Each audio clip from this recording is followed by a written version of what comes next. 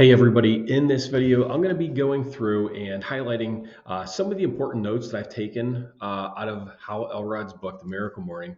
And if you've been following my YouTube channel here over the last month or two, you'll hear some of these things over and over again. This book. It was probably it was one of the more transformational books that I've read over the last 6 months. As I've gone down through this journey of trying to establish better habits in my life, so that it can affect all aspects of my life, my faith, family, fitness, and finances. And I don't follow the Miracle Morning exactly, and I don't think Hal intended the book to be followed exactly. He gave some really good guidelines, and then he even has a chapter on customizing it. And in this video, I just want to kind of go through and I want to highlight a lot of the most important things that I took away out of the book and just have some notes. And by the way, if you would like to download a copy of this mind map, you can go to brandonyeager.com/newsletter. And I'm going to put a copy of this PDF file up there. You're welcome to download it, and hopefully you can put it to use. But again, the book was written by Hal Elrod. And if you go to miraclemorning.com, you can get some more information about the book and about joining his community on Facebook and whatnot. But it starts off with Hal talking about his car accident. And it was one of the low points that he went through. And then he also ended up having another low point when he went through a financial crisis. But I really liked one note that he has on in the introduction section of the book. It says, "The degree you accept responsibility for everything in your life is the degree of personal power you'll have to change or create anything you want." And that's pretty powerful, not being a victim and owning that you need to make changes in your life, even if other people have had some type of impact on you. Blame versus responsibility. Blame, who is at fault? Blame is when you're looking at who is at fault. Responsibility is who is being committed to changing things. And yeah, there's going to be things that happen to you in your life that you're going to have absolutely zero control of. And it's your responsibility to figure out how you're going to overcome that. Wherever you are right now in your life, it's both temporary and it's right where you're supposed to be. Look, I don't know what circumstances you may or may not be facing in your life, how broken you might be, how successful things might be going for you right now. There's so many things, but God has a will for you and your life. You're being here on this earth. It's not by accident. You're a one in a million, and the fact that you're here, you've already survived so many circumstances that have allowed you to be born into this world. So God had a plan when he originated you, and you can't ever forget that. So he also talks about waking up to your full potential. And in chapter 1, he talks about creating a level 10 life. And this is something that as I've looked at my life, I really believe a lot of what he's talking about here with the level 10 life. Even achievers who are highly successful in one area, and this is kind of Hal's summary right now, even achievers who are highly successful in one area, such as business, tend to settle for mediocrity in other areas, such as their health or relationships. I added, or their faith. As I sit there and I look at how important it is to keep a balanced life, there are so many people who are so successful in one aspect of their life, or maybe even 2 to 3, but to be able to maintain strength and balance in your faith, family, fitness, and finances without any of those dropping down, at least in my opinion, that's been very integral, trying to focus on how to keep all of those up. And he says you can accomplish anything that you want, and there's nothing that says you have to settle in any area. And I completely agree. And I think that so many times it's because we're going to talk about it here in a little bit. The concept of level 10 life. Page 8 has a great list of benefits you could expect to gain. Number one thing is who you are becoming will determine your future and the quality of life that you could have.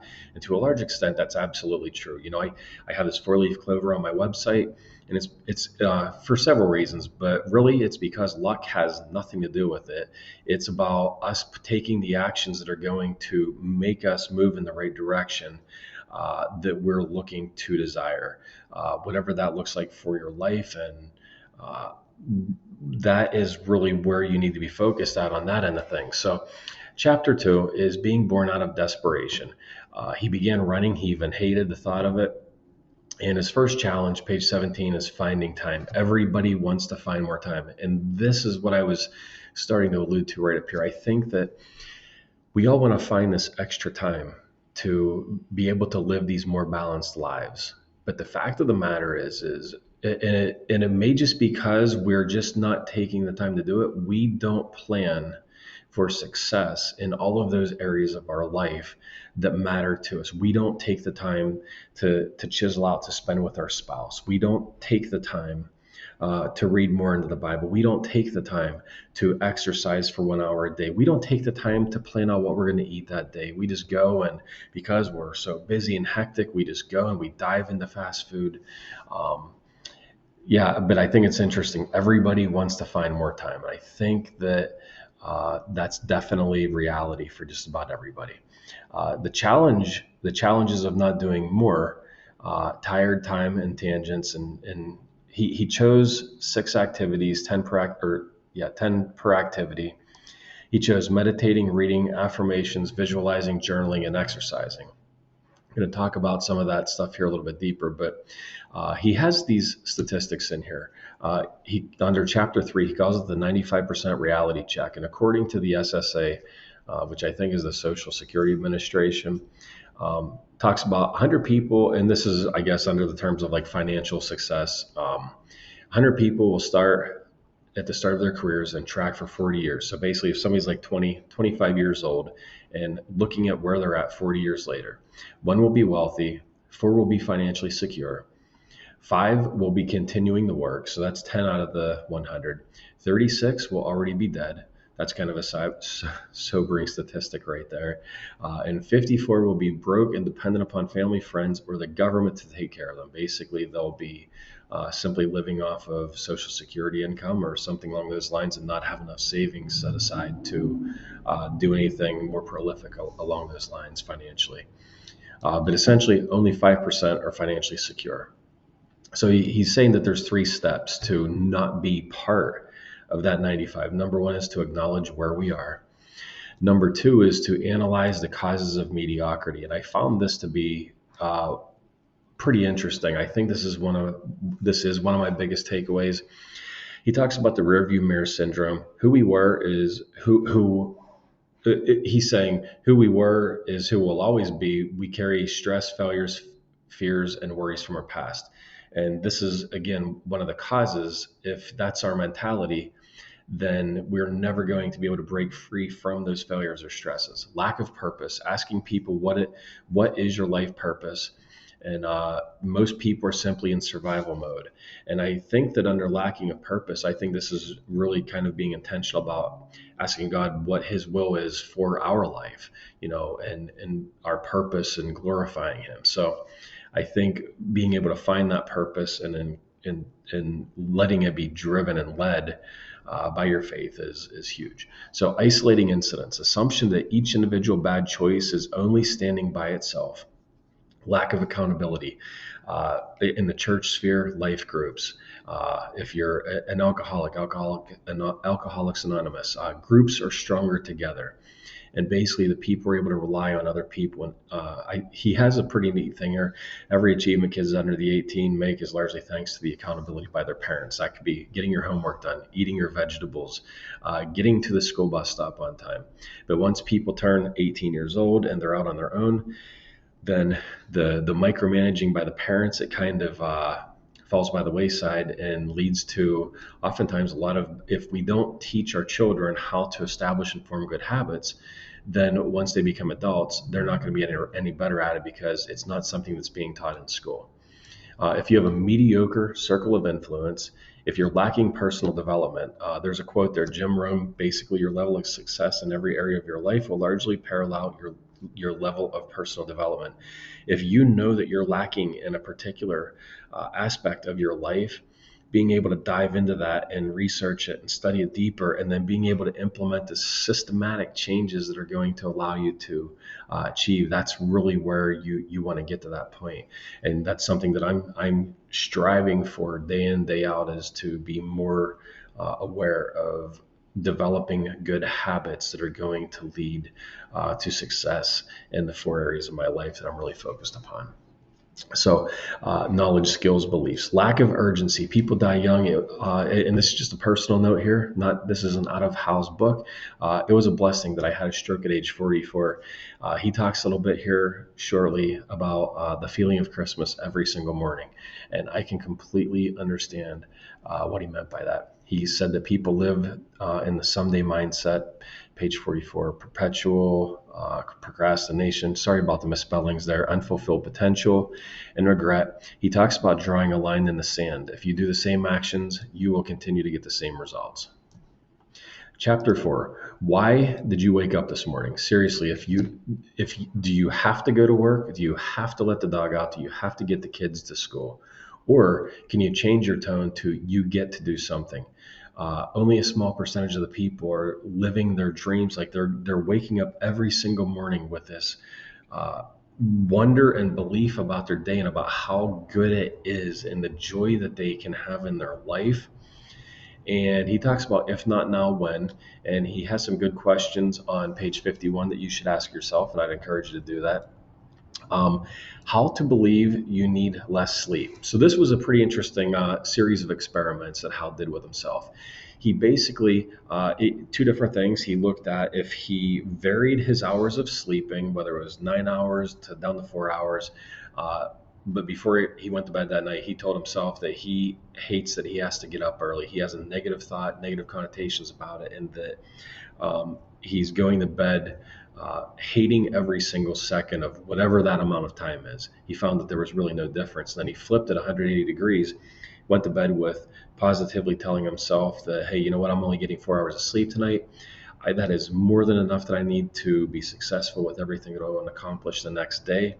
So whether it was 4 hours or 9 hours, what he ended up finding was that he basically, whatever he believed is what ended up happening as far as how he felt about the number of hours of sleep he was getting. So that was kind of cool, I thought. Waking up feeling energized, like Christmas morning, ripping blankets off our bed. I believe it truly starts the evening. So this is my words now. I believe it truly starts the evening before laying out your clothes, playing great music. I had mentioned after I had my stroke, there was a period literally where I would rip the curtains over in the morning, and usually it was later because I was not getting a lot of sleep those days. I had taken pretty much about 6 months off of work and not completely off work, but my nights were a wreck and I was not sleeping well. And I would wake up in the morning and I would just rip the curtains open and look at the sunlight pouring in and just thank God for this amazing day that I have to accomplish His will and to do good things and to be a light in a dark world. And it was just something that was very like concrete in my head at that point in time. However, I'd say over time that faded away, unfortunately. But he kind of equates the feeling that he's talking about waking up on Christmas morning. As I read it in the book, that's the feeling that it made me feel was, yes, that feeling when you are just alive and it is so good and you're just excited about whatever the day holds. Chapter 5, 5 steps to being snooze proof. He calls it increasing his wake up motivation level. Setting intentions before going to bed. First thought in the morning is usually what your last thought was in the evening, in the PM hours. Again, he talked about, I can't believe I have to wake up in 6 hours, and about getting rid of those thoughts. He talked about moving the alarm across the room and brushing your teeth and having a full glass of water, putting on your workout clothes. He had a pretty interesting bonus talking about setting the timer for the bedroom lights to turn on. And you can also download some of these different affirmations that he talked about at miraclemorning.com/resources. Chapter 6, Lifesavers. So here he talked about the 6 levers that you can use to focus your mornings on. As far as these are the 6 items that he was kind of breaking out over a 1 hour time block. Silence, which words to describe our morning? Rushed. How do you describe your morning? I guess that's a question to ask all of ourselves. It's the repetition of the affirmations that leads to belief. creating affirmations that change the programming in our mind, being emotional about them. Just don't say to yourself, this is going to be an amazing, just don't say this is going to be an amazing day. Say this is going to be an amazing day. And if you need to put some emotion and physiology behind it, then you'll be able to do that. Visualization, using visuals to create impact. Greatest gift we can receive is people we love to live to our full potential. If you could do, have anything you want, what would it be? Page 98 had some powerful questions on there, in my opinion. Once done visualizing who you need to be, what do you need to do, and what actions does somebody need to take? Who is that? This is where I think that knowing what type of person you want to be, and if you start to identify as that, where I'm going to be physically fit, and this is what I want to look like, and being able to incorporate that into actions that you're taking on a daily basis. Or I want to be somebody who is more astute in the Word, and the actions that I need to take are reading the Bible every single day, or memorizing verses, or whatever that happens to be, your scripture. That's kind of what my takeaway was from that exercise. The only exercise most people get is jumping to conclusions, running down their friends, sidestepping responsibility, and pushing their luck. I thought that was a pretty funny quote he had in there, and so true in many regards. Reading, beginning with the end in mind. Why are you even reading something? Scribing, he basically said that was because he needed another S at the end for the 6-letter acronym SAVERS, but basically he's talking about writing.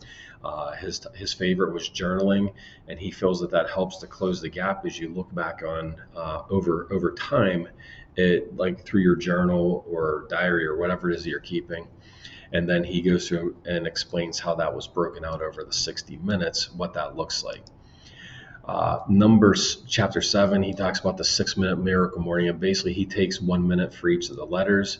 He doesn't recommend that you have to do that every day, but if there's days that you're pressed for time, that's kind of where he kind of paints what that could look like. Chapter 8, customizing. The goal was to wake up 30 to 60 minutes earlier to do the 6 things. Overcoming procrastinations, he recommends doing the toughest things first. He discusses why, when, and what to eat, and about doing it every day, and the benefit is that it becomes a habit. Chapter 9, the secret to forming habits to transform your life. He has a quote from Jim Rohn. Motivation is what gets you started. Habit is what keeps you going. Pretty solid there. Your life and where you are today is largely a result of your habits. No class in school is called Habit Mastery 101. And that's kind of one of the things that why a lot of these books that I'm reading on personal development and understanding habits, and I feel like to a large extent, a lot of the books, they talk about habits and they give you all of these psychological experiments as to what happened, but they all fail at giving you a really good system on, like, what is one fail-proof system? That if you're wanting to make good habits so that you can improve your life, or one fail-proof system for breaking bad habits that you can implement in your life, like that's kind of really, I guess, ultimately the search out of these books, and what I'm looking to get out of them. And I have yet to find that, but over this next month, as I dive deeper into a lot of the different personal development books, I think that putting together this type of a system that's going to work to allow me to continue to make these improvements. And I have been making improvements. I don't want to sound like that they have not, because the last 6 months, my growth has been, I haven't experienced this type of growth on so many different fronts and aspects of my life in a long time. And it's been pretty phenomenal to be able to keep diving into that.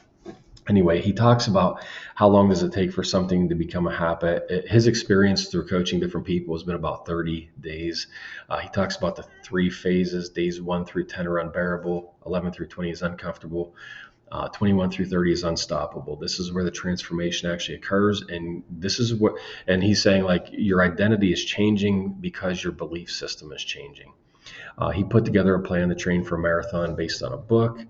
And then he ended with a 30-day challenge and talks a little bit about that. So I hope you enjoy this review. I think as far as reads, I think it's a great little book. It's a great read.